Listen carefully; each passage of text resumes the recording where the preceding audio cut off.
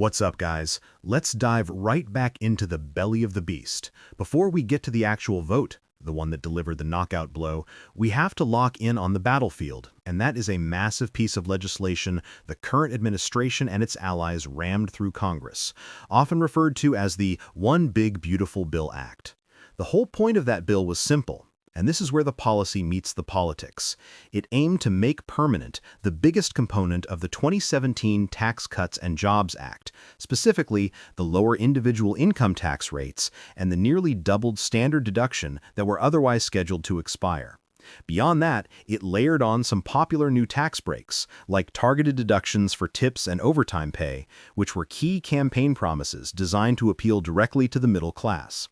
But here is the massive, staggering issue, the anchor around the opposition's neck, the price tag. The Nonpartisan Congressional Budget Office, the CBO, the body tasked with keeping the authoritative score, has explicitly calculated that making all those cuts permanent, combined with new provisions, adds approximately $4.6 trillion to $5.5 trillion to the national debt over the next decade, especially when factoring in the cost of interest. We can just call it the $5 trillion bill. Now, for years, the opposition's identity has been fiercely built on being the party of fiscal responsibility, the great debt slayers, right? They built their entire brand on reducing the national debt.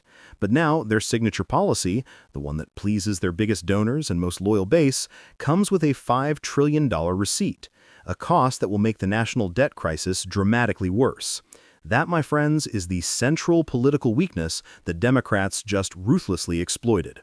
Pause right there for a second. If you're with me, if you see how that 5 trillion number is a bomb waiting to go off in a political argument, hit that like button right now. Seriously, let the algorithm know you're engaged, because what we're getting into next is the actual move that turned this massive number into a crippling political defeat. We've established the scale of the debt bomb, that staggering $5 trillion cost of making the tax cuts permanent. But now we get to the tactical genius, the maneuver that turned this financial forecast into an immediate political weapon. The core of the move, the actual shock policy vote mentioned in the title, was a procedural masterstroke executed by the Democratic leadership. Despite their current minority status in Congress, they still wield the power of the amendment, and they used it not to outright stop the tax cuts, but to force a vote on how to pay for them. Specifically, the Democratic amendment demanded that the estimated $5 trillion deficit increase be entirely offset by two highly popular common-sense measures: closing existing corporate tax loopholes and implementing a 15% minimum tax on the largest, most profitable corporations, companies that often pay zero federal taxes. This wasn't an amendment to raise taxes broadly, it was an amendment to enforce fiscal responsibility. This created a beautiful, inescapable trap for the opposition.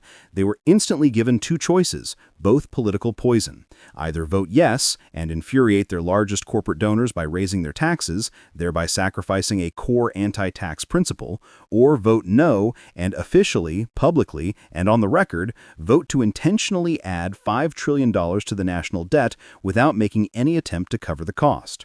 They chose the latter, voting against paying the bill, thereby destroying their long-held brand as the party of fiscal conservatism and handing the opposition a ready-made, fact-based soundbite for every election ad for the next 2 years. Predictably, when faced with the procedural masterstroke, the opposition had to vote no.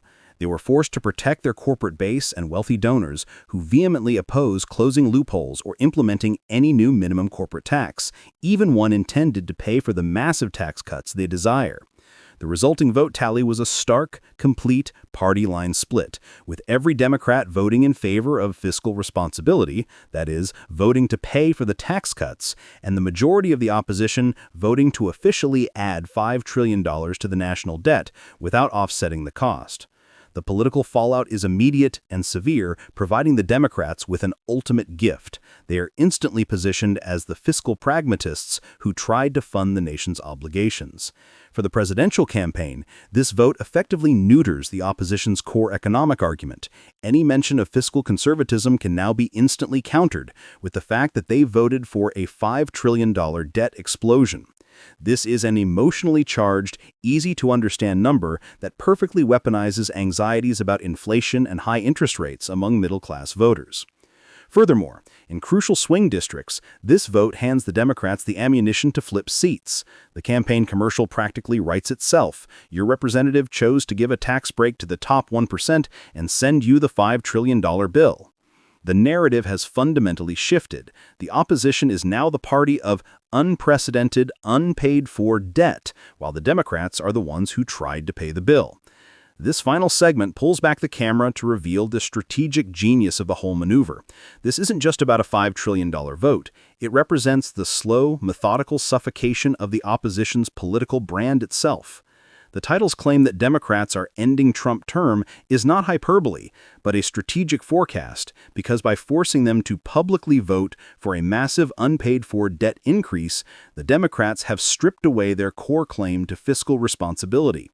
This effectively neutralizes their primary attack against future progressive spending. Think about it. How can the opposition now credibly attack a $500 billion infrastructure bill or a multi-billion-dollar social program? The Democrats will simply and factually counter with, "At least we paid for it. You, however, voted to add 10 times that amount to the national debt in a single afternoon." This creates an existential crisis for the opposition. They are now forced to choose between two mutually exclusive identities, being the party of massive unpaid-for tax cuts for the wealthy or the party of debt reduction. They cannot be credibly both anymore, not after that vote. But I want to know what you think. Is this the most brilliant political strategy you've seen this cycle, or is that $5 trillion number just too enormous for the average voter to truly grasp? Let me know in the comments below, but stick with me for a minute, because in the next segment, we're going to look at the other side of this story, the politically damaging cuts they tried to make behind the scenes to pay for their tax breaks. Before you click away, if you found this breakdown even slightly interesting, do me a massive favor. Smash that like button right now. It helps the algorithm share this crucial information. Got a strong opinion on this political chess match? Drop a comment below. I read every single one. And if you want more deep dives like this, hit subscribe and the bell so you don't miss our next video. Finally, if you know someone who needs to see this analysis, hit the share button and send it their way. Thanks for watching, and I'll catch you in the comments.